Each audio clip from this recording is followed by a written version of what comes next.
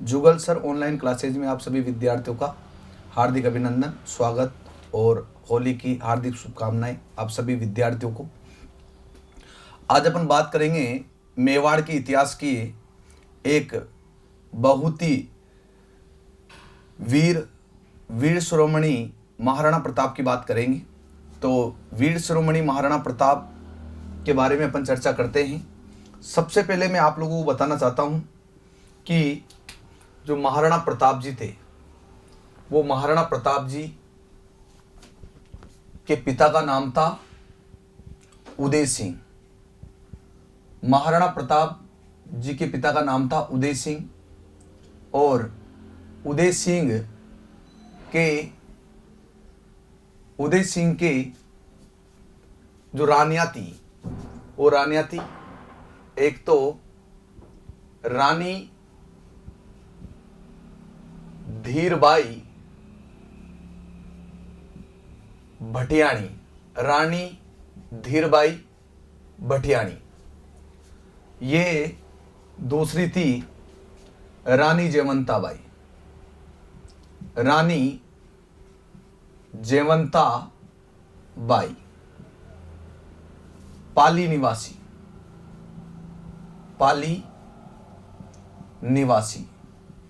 निवासी अखेराज सोनगरा की बेटी, पाली निवासी अखेराज सोनगरा की पुत्री, पाली निवासी अखेराज सोनगरा की पुत्री। ऐसा बताया जाता है कि रानी भटियाणी जैसलमेर निवासी थी, और इनका जो पुत्र था उसका नाम था जगमाल। और रानी जयवंताबाई से जो पुत्र पैदा हुआ था, उनका नाम था 9 मई 1540 को इनसे जो पुत्र पैदा हुआ था, उनका नाम था प्रताप। उदय सिंह की मृत्यु हो जाती है 28 फरवरी 1572 को। उदय सिंह की मृत्यु हो जाती है 28 फरवरी 1572 को। मृत्यु होती गोगुंदा में, गोगुंदा उदयपुर, और यही इनकी छतरी बनी हुई है। गोकुंदा में इनकी छतरी बनी हुई है। अब क्या होता था कि उदय सिंह जी के और 2 पुत्र थे। तीसरे पुत्र थे शक्ति सिंह, और चौथे जो पुत्र थे वो थे सागर। तो क्या होता है कि पिता की मृत्यु के बाद जिसको उत्तराधिकारी घोषित किया जाता था, वो मृत्यु के शोक में शामिल नहीं होता था। तो यहां मृत्यु के शोक में शामिल होने के लिए जगमाल नहीं गया था। अब जगमाल नहीं गया था, इधर महाराणा प्रताप और उसके अन्य भाई महाराणा उदय सिंह की मृत्यु या शोक में शामिल होने के लिए चले गए थे।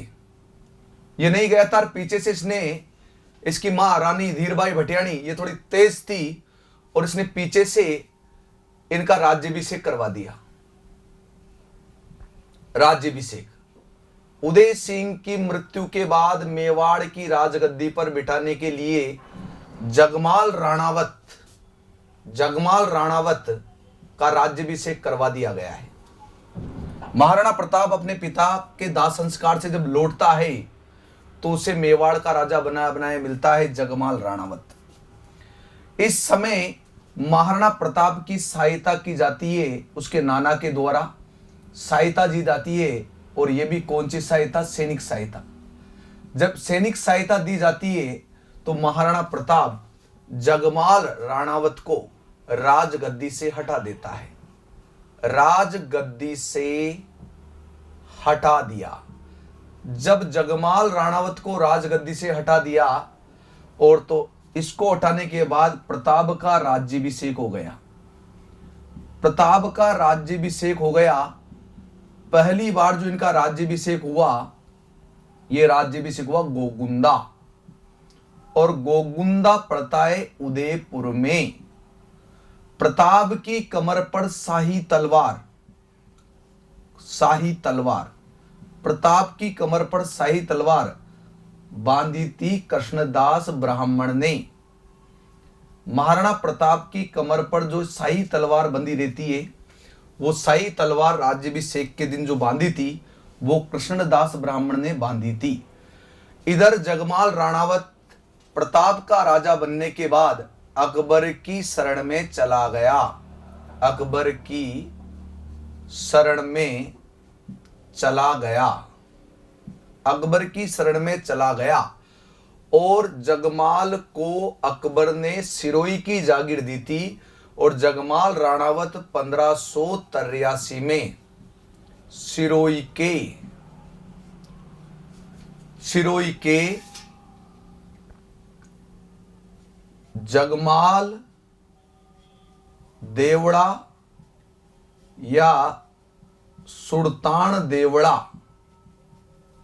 के साथ लड़ता मारा गया।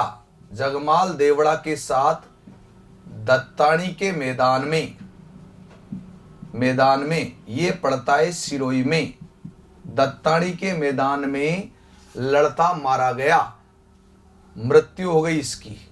जगमाल राणावत की मृत्यु हो गई दत्तानी के मैदान में। दत्तानी का मैदान कहां पड़ता है? सिरोही में पड़ता है।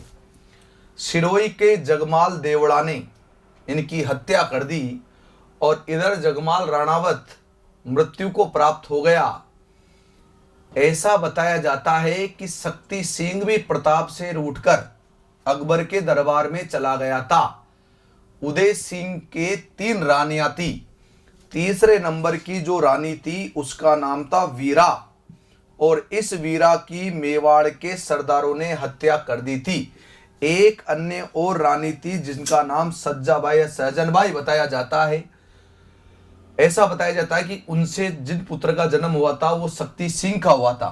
तो वैसे तो उदय सिंह की रानियों का जो उल्लेख मिलता है जयवंताबाई और रानी धीरबाई का अधिक मिलता है। तो कुल मिला के कह सकते हो कि उदय सिंह के 2 रानियां, रानी धीरबाई और भटियाणी, रानी जयवंताबाई पाली निवासी अक्केरा सोनगरा की बेटी, ये तेज थी, वो उसमें वो सीधापन था। यानी कि उदय सिंह की मृत्यु के बाद इसने अपने पुत्र जगमाल राणावत को मेवाड़ की राजगद्दी पर बिठा दिया, उसका राज्याभिषेक कर दिया। और जब महाराणा प्रताप अपने पिता का दाह संस्कार कर कर लौटता है तो अक्के राज सोनगरा की सहायता से महाराणा प्रताप का राज्याभिषेक होता है गोकुंदा उदयपुर में। उसकी कमर पर शाही तलवार बांधी थी कृष्णदास ब्राह्मण ने। और प्रताप के राज्याभिषेक में एक तो मारवाड़ के राव चंद्रसेन आए थे। आपको ध्यान रखना है, प्रताप के राज्याभिषेक में मारवाड़ के राव चंद्रसेन आए थे, और ग्वालियर के राजा राम सिंह भी आए थे। तो ग्वालियर के राजा राम सिंह और राव चंद्रसेन ये दोनों महाराणा प्रताप के राज्याभिषेक में आए थे। कुल मिला के कह सकते हैं इनडायरेक्ट रूप से इन दोनों ने भी महाराणा प्रताप के राजा बनने में समर्थन दिया था। तो महाराणा प्रताप कई व्यक्तियों के समर्थन से राजगद्दी पर बैठा। फिर महाराणा प्रताप ने अपने जीवन में एक चीज को ध्यान रखा कि मुझे अगर राजगद्दी पर शासन करना है तो मुझे मारवाड़ के राव चंद्रसेन की प्रेरणा से ही चलना पड़ेगा, क्योंकि राव चंद्रसेन इतिहास का एकमात्र ऐसा राजा है जिसने प्रताप को यह बताया था कि अगर राजगद्दी पर आपको शासन करना है तो विरोधियों के सामने कभी नहीं झुकना है। इसलिए राव चंद्रसेन को प्रताप का अग्रगामी कहा जाता है। अग्रगामी का मतलब होता है कि प्रताप से पहले मुगलों को टक्कर देने वाला अगर मारवाड़ का कोई राजा था तो वो राव चंद्रसेन था। तो अपन ने महाराणा प्रताप की एक रूपरेखा तैयार करी है और महाराणा प्रताप को अपन लोग अब पढ़ने जा रहे हैं।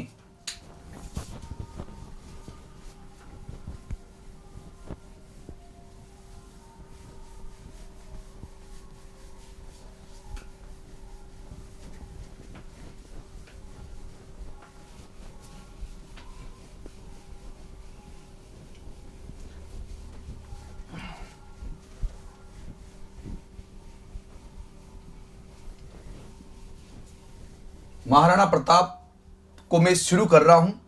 महाराणा प्रताप 1 घंटे में, लगभग 1 घंटे से 50 मिनट के बीच की बात करते हैं। पूरे महाराणा प्रताप जी को मैं आपको करा दूंगा, जिसमें किसी भी एग्जाम में, चाहे किसी भी लेवल का एग्जाम हो, चाहे कोई सा भी एग्जाम हो, उसमें से क्वेश्चन बाहर नहीं जाएगा। तो मैं स्टार्ट करने जा रहा हूं महाराणा प्रताप जी को, यानी कि 1572 से 97 तक मेवाड़ की राजगद्दी पर बैठे महाराणा प्रताप जी।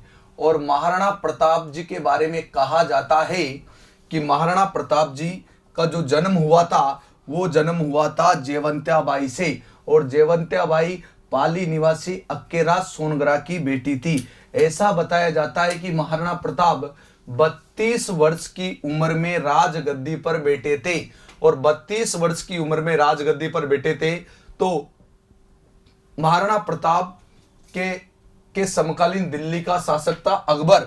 तो अकबर था, तो प्रताप को अधीनता में लाना चाहता था। तो प्रताप को अधीनता में लाने हेतु, प्रताप को अधीनता में लाने हेतु अकबर ने एक शिष्टमंडल भेजा, शिष्टमंडल भेजा कि जाओ महाराणा प्रताप से बोलो कि महाराणा प्रताप मेरी अधीनता स्वीकार करने आ जाए।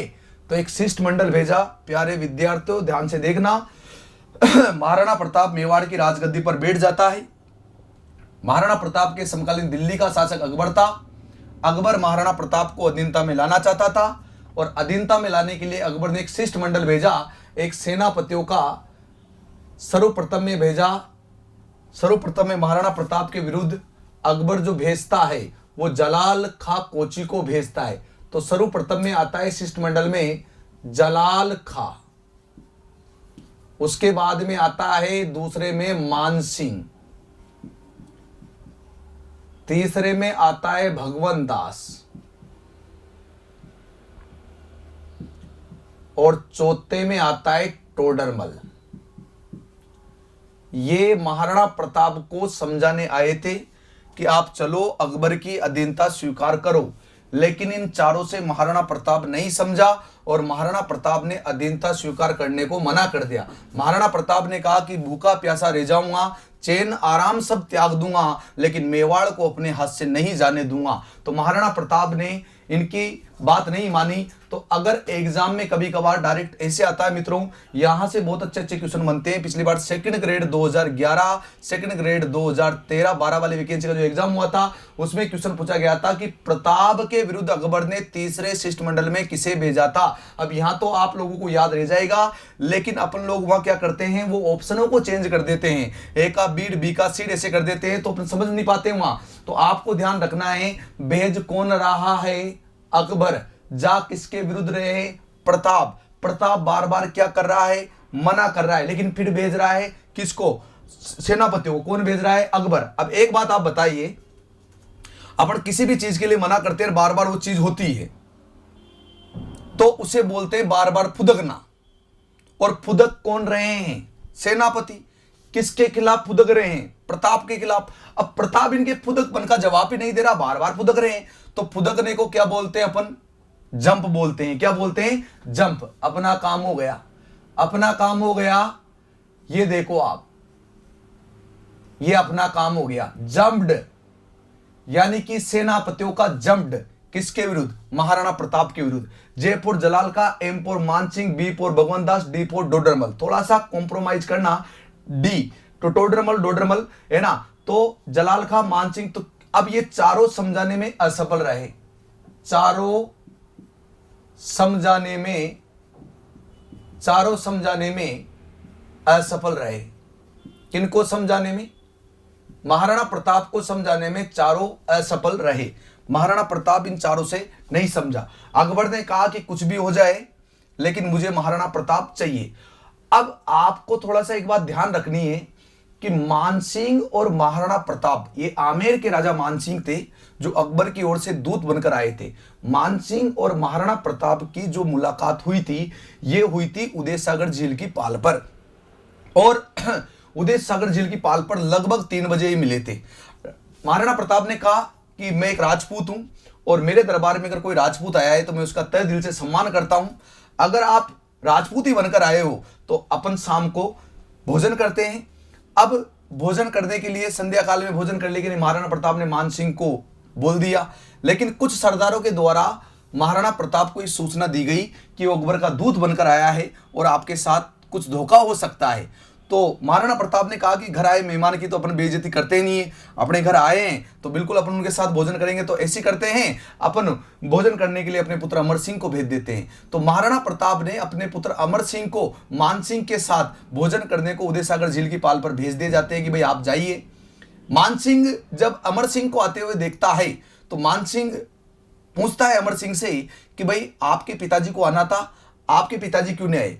तो अमर सिंह प्रत्युत्तर में जवाब देता है कि पिताजी के सिर में थोड़ा दर्द है इसलिए पिताजी नहीं आए। तो जब मान सिंह को थोड़ा अपने आप में एक अजीब लगता है कि यार महाराणा प्रताप अपने साथ भोजन करना भी उचित नहीं समझता, और महाराणा प्रताप ने ऐसा नहीं सोचा था क्योंकि महाराणा प्रताप ने तो अपने पुत्र अमर सिंह भेज दिया था राजपूत परंपरा के अनुसार।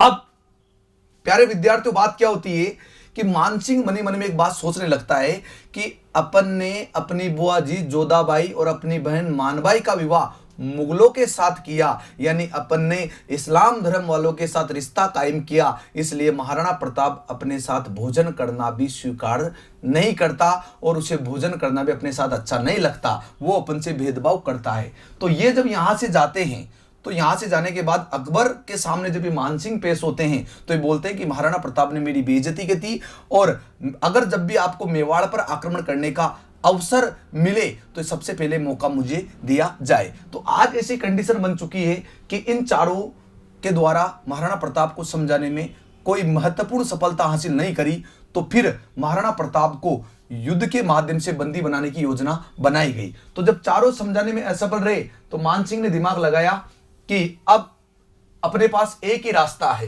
तो अकबर ने कहा कि वो भी रास्ता बता दीजिए, क्या रास्ता है भाई? महाराणा प्रताप को अगर हम पकड़ना चाहते हैं तो अब एक ही रास्ता है। मान सिंह ने बोला अकबर से कि फूफा जी अब एक ही रास्ता है। कि बोले भाई क्या रास्ता है? कि महाराणा प्रताप को अपन युद्ध के लिए बुलाए। महाराणा प्रताप एक राजपूत है, युद्ध के लिए आएगा तो मना नहीं करेगा, तो युद्ध के लिए अपन बुलाएंगे उसको। तो अकबर ने कहा कि बिल्कुल बुला लीजिए, युद्ध के लिए बुला लीजिए, ये भी कर लीजिए आप। अब प्रताप को एक योजना बनाई जा रही, प्रताप को युद्ध के माध्यम से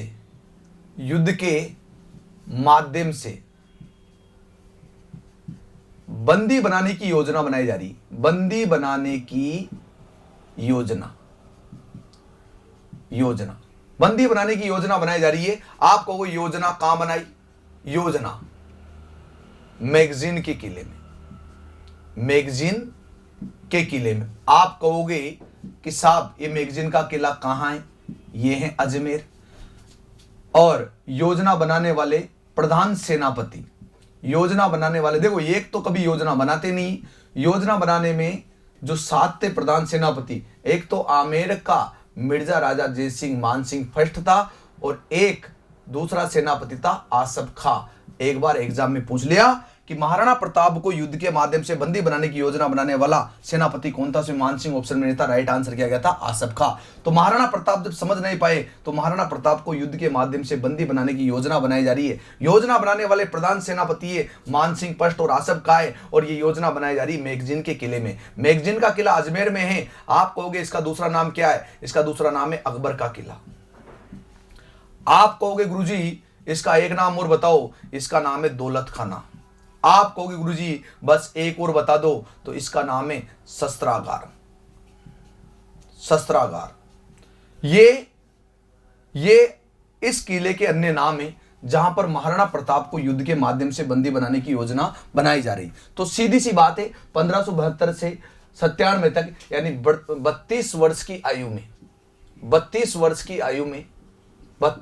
आयु में राज्याभिषेक, महाराणा प्रताप का 32 वर्ष की आयु में राज्याभिषेक। इनका फर्स्ट राज्याभिषेक जो हुआ था वो फर्स्ट राज्याभिषेक हुआ था 1 मार्च 1572 और ये हुआ था गोकुंदा में। दूसरा राज्याभिषेक इनका हुआ था विधिवत रूप से, अगर राज्याभिषेक पूछा जाए तो ये हुआ था कुंभलगढ़। तो महाराणा प्रताप का विधिवत रूप से राज्याभिषेक कुंभलगढ़ दुर्ग में हुआ था और कुंभलगढ़ दुर्ग कहाँ है? राजसमंद में। तो महाराणा प्रताप जी 32 वर्ष की आयु में राज्याभिषेक, 1 मार्च 1572 को प्रथम बार राज्याभिषेक गोकुंदा उदयपुर में, दूसरी बार राज्याभिषेक कुंभलगढ़ दुर्ग राजसमंद में। ये विधिवत राज्याभिषेक है, जो परंपरागत तरीके से जो होता है विधिवत। ध्यान रखना है आप लोगों को। 1572 से 97 तक महाराणा प्रताप, आप सभी मेरे साथ के साथ बोलना। 1572 से 97 तक महाराणा प्रताप मेवाड़ का राजा बना। प्रताप को अधीनता में लाने के लिए अकबर ने अपने सेनापतियों की टीम भेजी, एक पूरा मंडल भेजा। सबसे पहले महाराणा प्रताप के विरुद्ध जलाल खां को भेजा 1572 में, लेकिन ये समझाने में असफल रहा। फिर मान सिंह आया, ये भी समझाने में असफल रहा।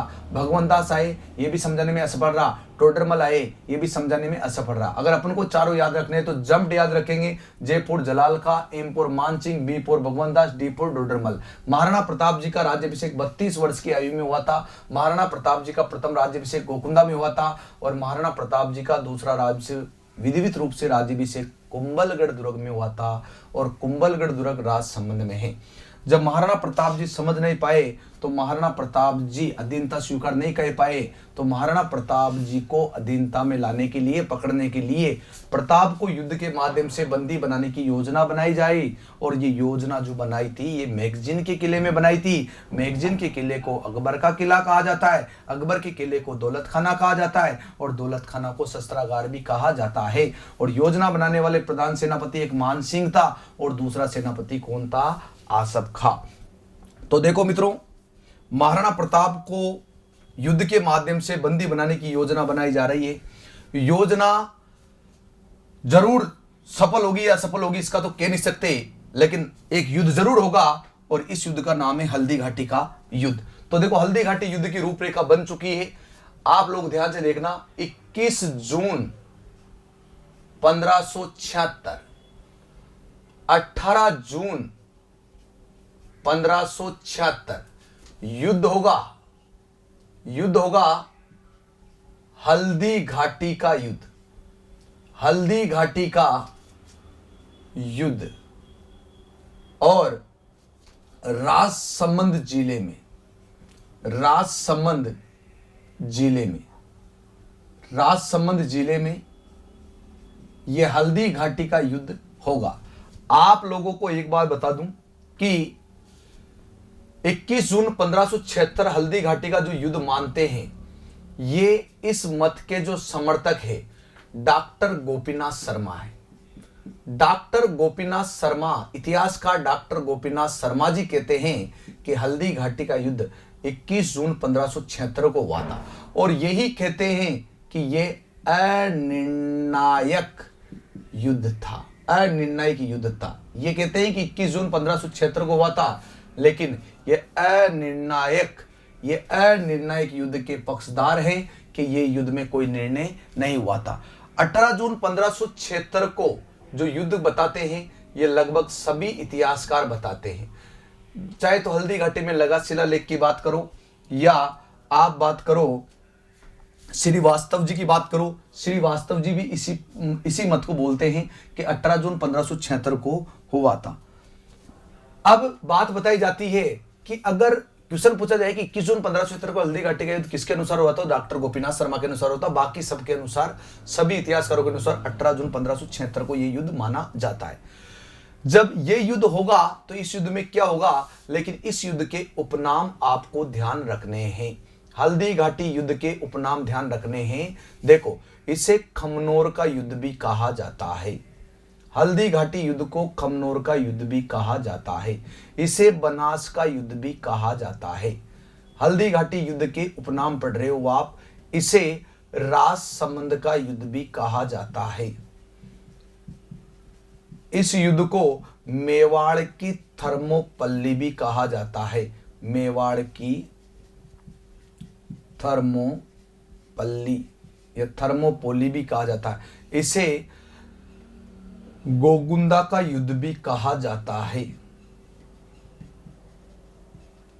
इस युद्ध को मेवाड़ की थर्मोपोली, खमनोर का युद्ध और इस युद्ध को खमनोर का युद्ध कहा जाता है, बनास का युद्ध कहा जाता है, राजसमंद का युद्ध कहा जाता है, मेवाड़ की थर्मोपोली कहा जाता है, और इसे कहा जाता है रक्त ताल का युद्ध, रक्त तलाई का युद्ध। और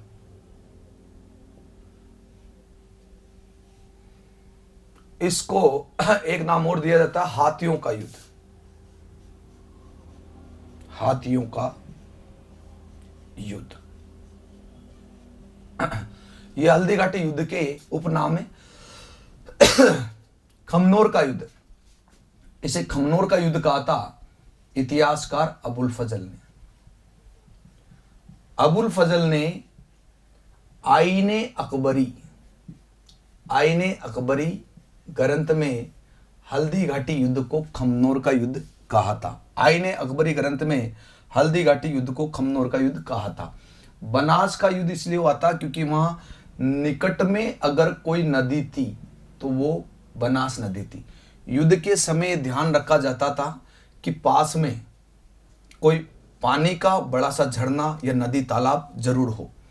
राजसमंद का युद्ध इसलिए कहा जाता है क्योंकि राजसमंद जिले में हुआ था, तो जिस स्थान पर हुआ था उस जगह को बताया जाता है। मेवाड़ की थर्मोपोली कर्नल जेम्स टोड ने कहा था। हालांकि वर्ल्ड हिस्ट्री में थर्मोपोली युद्ध होता है, एक फारस और यूनान की सेना के मध्य होता है। तो ये जो मैदान है यूनान में है, तो उसकी तुलना की जाती है कि वहाँ थर्मोपोली का मैदान है, वो सेम टू सेम इसकी तुलना करके यहाँ इसको बताया है ना। गोकुंदा का युद्ध इसे इतिहासकार अब्दुल कादिर बदायूनी ने कहा था। अब्दुल कादिर बदायूनी ने कहा था। और आप लोगों को बता दें कि कुछ इतिहासकार इस मत का समर्थन देते हैं कि अब्दुल कादिर बदायूनी युद्ध के समय महाराणा प्रताप के विरुद्ध आया था अकबर के साथ। ये अकबर के साथ था और अकबर के बारे में वर्णन करता अब्दुल कादिर बदायूनी। ऐसा बताया जाता है कि राजपूतों के खून से अपनी दाढ़ी को इन्होंने रंगा था। राजपूतों के खून से अपनी दाढ़ी को इसने रखा था रक्त तलाई। खमनोर की पहाड़ियां राजसमंद में कटीली झाड़ियां हैं, और कटीली झाड़ियां जो है उनको रक्त तलाई नाम से बोला जाता है। और युद्ध के बाद उन कटीली झाड़ियों में वो जो सकड़े मारते उनमें खून भर गया था, इसलिए इसको रक्त तलाई या यूं कह सकते हैं कटली झाड़ी वाले स्थान का नाम है रक्त तलाई। हाथियों का युद्ध, इसमें बहुत सारे हाथियों ने भाग लिया था। जैसे जैसे समय गुजरेगा मैं बता देता हूं आपको। इसमें एक तो लूणा हाथी ने भाग लिया था युद्ध में, एक महाराणा प्रताप की ओर से राम प्रसाद जी ने भाग लिया था, और एक गजराज ने भाग लिया था, और एक गजा मुक्ता हाथी ने भाग लिया था, और एक जो भाग लिया था वो मर्दाना हाथी ने भाग लिया था। तो ये हल्दी घाटी युद्ध में इन हाथियों ने भाग लिया था, इस कारण इसे हाथियों का युद्ध भी कहा जाता है।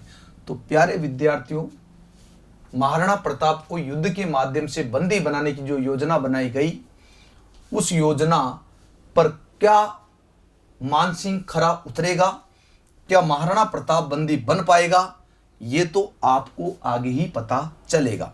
तो देखो चलते हैं सीधा यहां से, बिल्कुल मैं चलता हूं। तो 21 जून याद रखना है, डॉक्टर गोपीनाथ शर्मा बाकी सभी इतिहासकारों के अनुसार हल्दी घाटी युद्ध 18 जून 1576 को ही हुआ था। हल्दी घाटी युद्ध के उपनाम में खमनोर का युद्ध इतिहासकार अबुल फजल ने अपने ग्रंथ आईने अकबरी में कहा। बनास का युद्ध बनास नदी के निकट लड़ा जाने के कारण इसे बनास का युद्ध कहा। राजसमंद का युद्ध राजसमंद जिले में होने के कारण कहा। मेवाड़ की थर्मोपोली से इतिहासकार कर्नल जेम्स टोड ने कहा। गोकुंदा का युद्ध से अब्दुल कादिर बदायूनी ने कहा, और अब्दुल कादिर बदायूनी ने राजपूतों के खून से अपनी दाढ़ी को रंगा था। रक्तलाई का युद्ध खमनोर की पहाड़ियों में सकड़ा स्थान है, उसे रक्तलाई है ना। हाथियों का युद्ध, हाथी लड़े थे लूणा, राम प्रसाद, गजराज, गजा मुक्ता, मर्दाना, ऐसे हाथी लड़े थे। मित्रों, युद्ध में आमना सामना हो रहा है मानसिंह, आमेर का मानसिंह और इधर महाराणा प्रताप जी। महाराणा प्रताप जी पहले ही मानसिंह को ये चेतावनी दे चुके थे कि आप हमारे सामने मत आना। और जैसे ही हल्दी घाटी मैदान में महाराणा प्रताप जी को महाराणा प्रताप जी को मानसिंह दिखाई दिया, डायरेक्ट प्रताप जी ने मानसिंह पर भाले से वार किया। ध्यान से समझना, भाले से वार। और जैसे ही भाले से वार हुआ, मानसिंह मर्दाना हाथी पर सवार था। हाथी के ओहदा के सामने झुक गया। अरे झुक गया क्या, बच गया, वरना फूट जाता। बच गया और महावत खा जो हाथी चलाने वाला होता है, महावत खा मारा गया। अरे प्यारे विद्यार्थियों, जैसे ही महाराणा प्रताप को मानसिंह हल्दी घाटी युद्ध में दिखाई देता है, महाराणा प्रताप डायरेक्ट मानसिंह पर वार करता है। और जब मानसिंह पर वार करता है तो मानसिंह हाथी के ओहदे के सामने झुक जाता है और हाथी चलाने वाला जो महावत खा भैया होता है, वो महावत खा भैया इस युद्ध में मारे जाते हैं। महाराणा प्रताप का घोड़ा चेतक जैसे ही अपनी छलांग लगाता है और छलांग लगाने के बाद महाराणा प्रताप जी वार करते हैं और जैसे ही अपनी छलांग को पुनः नीचे लाते हैं तो मानसिंह के हाथी का नाम था मर्दाना। मानसिंह मर्दाना हाथी पर सवार था, मर्दाना हाथी पर सवार था और मर्दाना हाथी पर सवार था। और मर्दाना हाथी के शरीर पर मानसिंह के द्वारा तलवारें बांध रखी थी। तो जैसे ही चेतक ने अपना पैर हटाया, चेतक का पैर कट चुका था। इसी स्थान का दृश्य था वो, जब चेतक का पैर कटता है लेकिन महाराणा प्रताप को महसूस तक नहीं होने दिया जाता है कि भाई मेरा पैर कट चुका है। महाराणा प्रताप जैसे ही वार करते हैं, यानी महाराणा प्रताप को चारों ओर से घेर लिया जाता है। ये महाराणा प्रताप चारों ओर से घिर चुके हैं और चारों ओर से मुगल सेना ने इनको घेर लिया, चारों ओर से घेर लिया। महाराणा प्रताप को मुगल सेना ने चारों ओर से घेरा और जब मुगल सेना ने चारों ओर से घेरा तो महाराणा प्रताप जी ने मुगल सेना के साथ युद्ध किया। और मुगल सेना के साथ युद्ध करेंगे महाराणा प्रताप जी। महाराणा प्रताप ने युद्ध किया, महाराणा प्रताप जी ने युद्ध किया, ये घायल हो गए। महाराणा प्रताप जी घायल हो गए।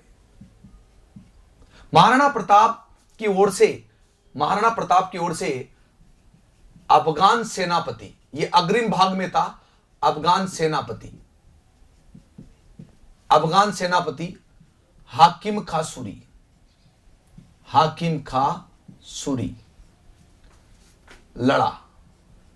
लड़ते वीर गति प्राप्त। महाराणा प्रताप की ओर से, महाराणा प्रताप की सेना में अग्रिम भाग की जो सेना का नेतृत्व कर रहा था महाराणा प्रताप की, वो हाकिम खा सूरी था। ऐसा बताया जाता है हाकिम खा सूरी आगे आगे थे और महाराणा प्रताप जी युद्ध में बीच में थे, मध्य वाले भाग में थे। और पीछे पीछे महाराणा प्रताप जी की सेना का नेतृत्व कर रहा था भीलों का सरदार, पीछे भीलों का सरदार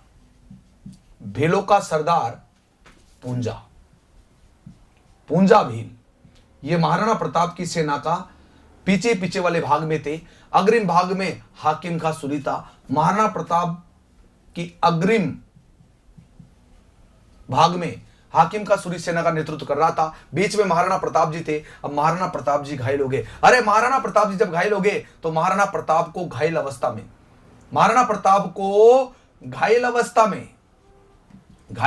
में राजमुकुट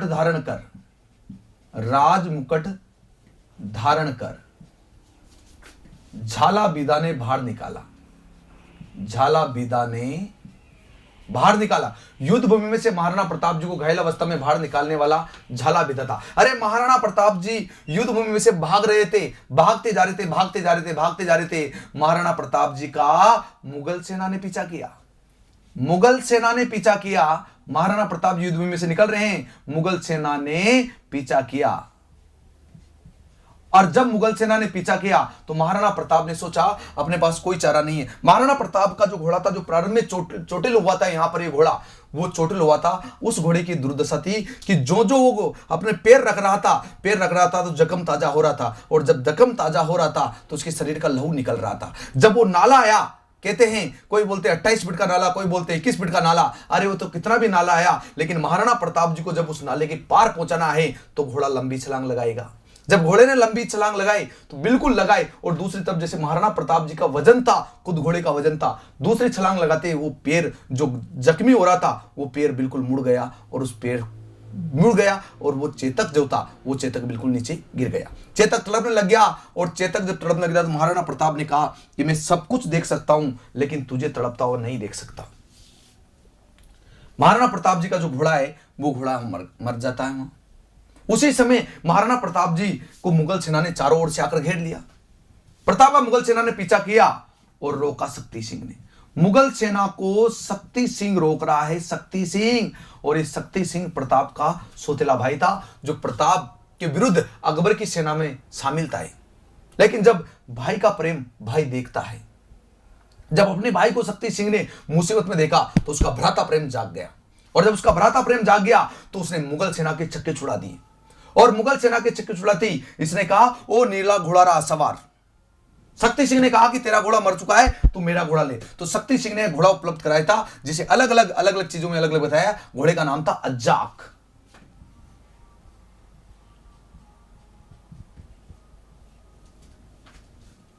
आप कहोगे सर इसकी जानकारी कैसे मिलती है कि शक्ति सिंह ने महाराणा प्रताप जी की सहायता करी थी? तो इसकी जानकारी मिलती है आपको अमर काव्य वंशावली।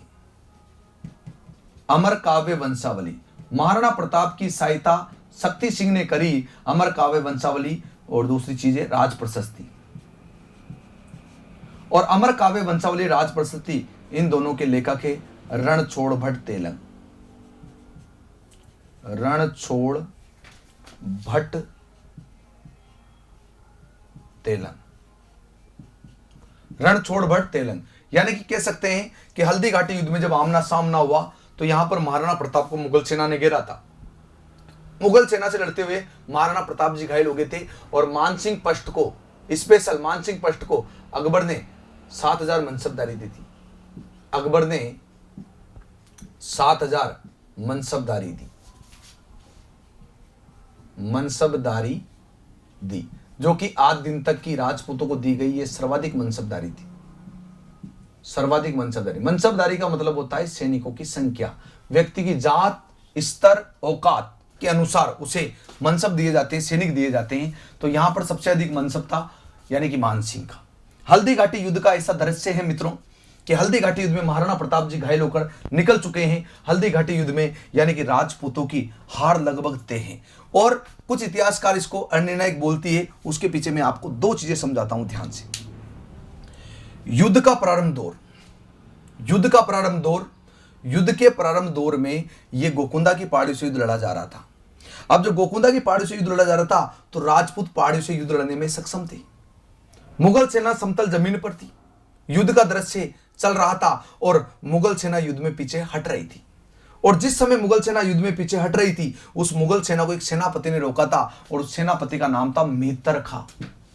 उस मेहतर खां ने कहा था, मेहतर खां ने कहा था कि स्वयं अकबर आ रहा है। और मुगल सेना में इसने जोश पैदा किया था कि स्वयं अकबर आ रहा है। और मुगल सेना जब पीछे हट रही थी तो आसफ खां ने उस युद्ध को, यानी हल्दी घाटी युद्ध को, यानी कि जिहाद का युद्ध बोल दिया था, धर्म का युद्ध बोल दिया था। तो मुगल सेना में जोश पैदा हुआ। अकबर का नाम लेकर मेहतर खां ने, आसफ खां ने इसे इस्लाम का युद्ध कहा, तो मुगल सेना डटकर खड़ी हुई। राजपूतों ने सोचा कि समतल जमीन पर आ जाते हैं, और राजपूतों की सबसे बड़ी गलती थी कि वो पहाड़ी से उतर के समतल जमीन पर आ जाते हैं। और समतल जमीन पर आ जाते हैं तो इनकी सेना का जो अनुपात होता है ये बहुत ज्यादा होता है। यानी कि हल्दी घाटी युद्ध में मुगल और राजपूत सेना का जो अनुपात था, ये अनुपात था 1:4।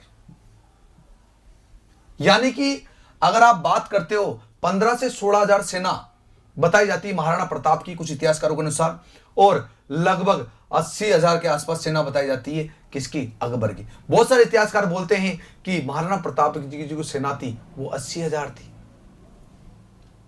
अकबर की जो सेना थी वो 3,20,000 थी।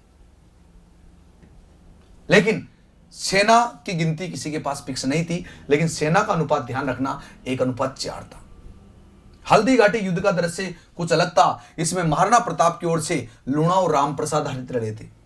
अकबर की ओर से मर्दाना और गजा मुक्ता जैसा हाथी लड़े थे। मर्दाना हाथी पर स्वयं मानसिंह सवार था। इस युद्ध का दृश्य देखो आप। महाराणा प्रताप का जब मानसिंह से सामना होता है तो महाराणा प्रताप मानसिंह पर भाले से वार करता है और मानसिंह हाथी के ओहदे के सामने झुक जाता है। झुक जाता क्या, बच जाता है। और वो जो हाथी चलाने वाला जो महावत खा होता है वो मारा जाता है। मानसिंह मर्दाना हाथी पर सवार था। मानसिंह को अकबर ने इस युद्ध के लिए 7,000 मनसबदारी दी थी। सेना तो बहुत ज्यादा थी लेकिन ये मनसब ये सिर्फ इसके अंडर में रहते थे, ये 7,000। और महाराणा प्रताप की ओर से अफगान सेनापति हाकिम का सूरी महाराणा प्रताप की सेना में अग्रिम भाग को संभाल रहे थे, जबकि महाराणा प्रताप बीच वाले भाग को संभाल रहे थे और भीलों का सरदार पूंजा पीछे वाले भाग को संभाल रहा था। महाराणा प्रताप ने जब मानसिंह पर वार किया, भाले से वार किया, तो इसको मुगल सेना ने चारों ओर से घेर लिया। मुगल सेना के दांत खट्टे हो गए थे भाई साहब, दांत चबा लिए थे यहाँ कि अगर ये भाला अगर डायरेक्ट पड़ जाता मानसिंह पर तो मानसिंह तो गया ही होता। इसलिए मुगल सेना में जोश पैदा आया। मानसिंह के कहने पर महाराणा प्रताप को चारों ओर से घेर लिया। अब देखो, वो है लाखों, ये है अकेला वीर। वो करे लाखों वार, ये झेले अकेला वीर। तो तुम जानते हो जब लाखों वार होंगे तो देखो आदमी घायल भी हुआ। घायल हो गए फिर भी युद्ध लड़ रहे थे। झाला बीदा झाला मन्ना जी की नजर पड़ी और महाराणा प्रताप का राजमुकुट मुझे दिया कि साहब आपका राजमुकुट दे दीजिए मुझे, आप युद्ध भूमि में से बाहर निकल जाइए। मेवाड़ की आपको जरूरत है और मेवाड़ आपके बिना जिंदा नहीं रह सकता। आपको युद्ध भूमि में से जाना ही पड़ेगा। कसम है आपको, आप राजमुकुट मुझे दे जाइए। महाराणा प्रताप से आग्रह किया। महाराणा प्रताप ने अपना राजमुकुट खोला और झाला बीदा को दे दिया। झाला बीदा ने कहा आपकी जगह स्वयं प्रताप बनकर युद्ध करूंगा, महसूस किसी को नहीं होने दूंगा, आपको युद्ध भूमि से बाहर निकालूंगा, आपको मेवाड़ की प्रजा के लिए मैं जिंदा रखूंगा। ये मेरा प्रण है और यही मेरी स्वामी भक्ति है। तुरंत आप मैदान से बाहर निकलिए और तुरंत मैदान से बाहर इसको निकाला गया। आप रहेंगे तो युद्ध रहेगा और आप रहेंगे तो मेवाड़ रहेगा, इसलिए आपको यहां से जाना ही पड़ेगा। महाराणा प्रताप का मन नहीं था जाने का। महाराणा प्रताप को मजबूरी में जाना पड़ा। इनके कहने पर महाराणा प्रताप जब जा रहे थे मुगल सेना ने पीछा किया। उनका घोड़ा जो चेतक है वो बलीचा राजसमंद में मर गया था। उसी दौरान शक्ति सिंह ने एक घोड़ा उपलब्ध कराया था, अज्जात। संस्कृत में उन घोड़े का नाम अलग मिलता है। जानकारी मिलती है हमें अमर काव्य वंशावली और राज प्रशस्ति ग्रंथ की शक्ति सिंह ने अपने भाई महाराणा प्रताप की सहायता करी थी।